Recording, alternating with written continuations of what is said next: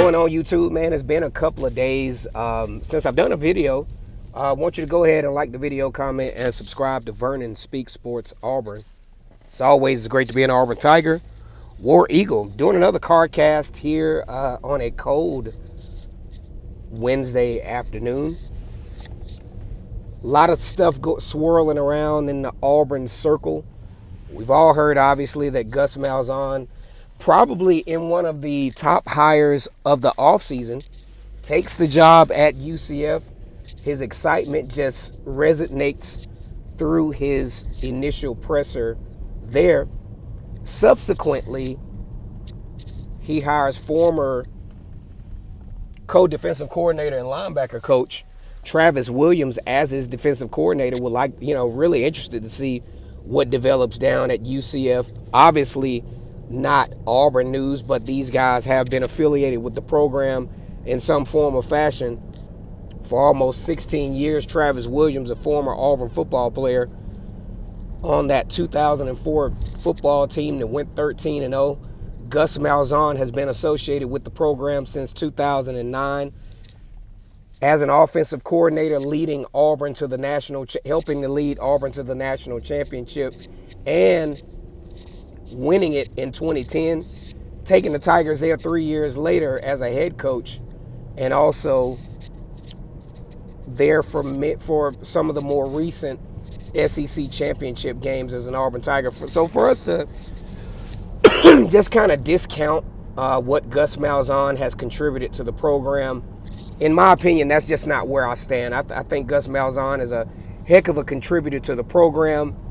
Auburn definitely could have done better under his watch, but in a roundabout way, considering the dumpster fires at Arkansas, Tennessee, South Carolina, and other schools, could have been a heck of a lot worse. Auburn goes into the 2021 season with a brand new head coach in Bryan Harsin. And, one of my main interests is I want to get this running game back going. A consistent running game that's an obvious threat to the opposing defenses, like we saw in 2013, which we saw in 2010, which we saw in certain stretches of even Gus Malzahn's career, and definitely during the Tommy Tuberville era. And that's something that we haven't seen for the last few years, especially since Kerryon Johnson. Kerryon Johnson, the last 1,000-yard rusher for the Auburn Tigers, succeeded by Boobie Whitlow, who came painfully close, but injuries always held him back. Then onboards Tank Bigsby, obviously one of the top recruits offensively for Auburn in recent years, lived up to the bill. Kid had 834 yards in abbreviated action, included a couple of games where he had to sit out with injury. And even at the beginning of the season, he wasn't even the feature back.